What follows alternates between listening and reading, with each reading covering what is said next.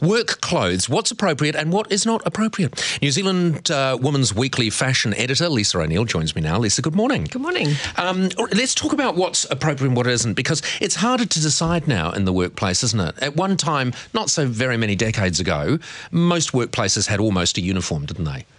Yeah, well, they had sets of criteria, if nothing else, but the world's gone mad and there's no common sense, and the word appropriate, I don't think anyone knows what it means anymore. So is it almost then okay just to be your personality in your clothes, no matter what you do? I'm a big fan of that. I love that. But I think if you're working in a corporate environment or you're representing a company, you need to respect that. Okay, so it's all about appropriateness, isn't it? So how do you judge that? Is there like a set of rules you could run? You stand in the mirror looking at the clothes you've chosen for the day. Is there a sort of set of criteria you could quickly run over it to decide if it's okay? Yeah, I think it's about what message am I sending and who am I presenting myself to. So if you've got a corporate client and do people want to work with us? You know, that's really about... Yeah. Okay, so people go wrong in this all the time. All the time. All the time. I've made a career out of it. Exactly. A little bit wrong is okay. Yeah, a little bit wrong's quite fun. A lot wrong's really bad. When you have clients and other staff members just sort of looking and thinking, what was she thinking? And I say she, but more and more men are going hopelessly wrong with this as well. But I suppose it's mostly women, is it? It's easier for the boys, you know, pant, shirt. There's not much you can get wrong, You're really. born in a uniform, really, if you're a boy. You can't actually get it too wrong. No. Although Adam Lambert's in soon, and he's taking it to a different level. Anyway, that's another thing. When you're Adam Lambert, you can literally wear anything you want or nothing if you want. All right, how do you approach someone in the workplace then, and if it's serious, and say you cannot wear that again?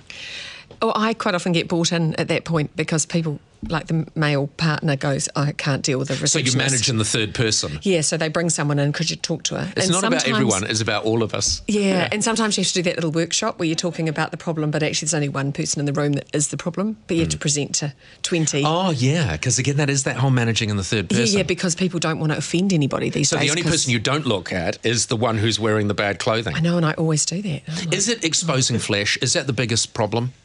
No, I don't think so. I think in young people it is because they want to put everything in the shop window because it's all quite lovely, so they think, might as well get it out there. And why not? Because it's going to be in many, many years tucked away down the back passage, isn't it? It's ugly real quick. So it's kind of nice to get your stuff out when you're little, but not at work, you know. And I think a lot of young people think that their number ones is their nightclub wear, and so they think they're in their best. They're what? Their number one? What? Well, their number ones, their best outfit. Oh, so is the nightclub stuff. Yeah, so they think, I'll get really dressed up and wear that to work. And it's like, no, that's not the idea. Look at this here. It's not the idea. These are the shoes that my executive producer wore in today. They're great. Well, no, but they're not appropriate for a newsroom situation, are they? Why? Well, they're dangerous for a start. There should be an OSH rule against shoes like that.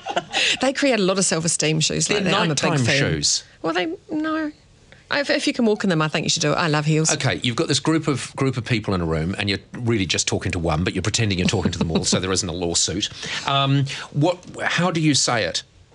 Do you say, some of you have been showing your private parts and it's unacceptable? Yeah, well, I always talk about, that you don't want to put too much in the shop window. That's always a really easy way to sort of describe it. That's what a shop window's all about. Yeah, I mean, it's a very poor businessman that keeps all of the good stuff out the back. Out the back, I know. Depends what your business is, though, you see. If you're a hooker, it's a good idea. Absolutely. Get your stuff out. It's advertising. It's all about advertising. What you should do, you should go into the office in the morning, and if you're the manager, and you should just point and say, are you or are you not a hooker? That's exactly perfect. If you are, that is a perfect dress. Yes, exactly. Yeah. Yes. All right. Are you a lady of the night? All right, so the big thing is, but you do need to address it. You can't keep this thing going on all the time. No. Okay, and they can call you in if they need to. Lisa, just very quickly turn around. Adam Lambert's in the corner of the studio. Is that appropriate dress for a whiz kid star? Very appropriate. Is it? Do you think? Yeah. Very appropriate. I did it just for creative, you guys. interesting. I'm actually surprised, Adam, because quite frankly, you're looking very sophisticated and top shelf. I thought Thank you for the surprise. Yes. I thought you'd be a little bit more crazy. I knew you'd look great, but I thought you'd look a little bit more crazy. Appropriate. Seems appropriate for you. Yeah, I love it. He's honouring you. That's Lisa, thank you lovely. very much for joining us.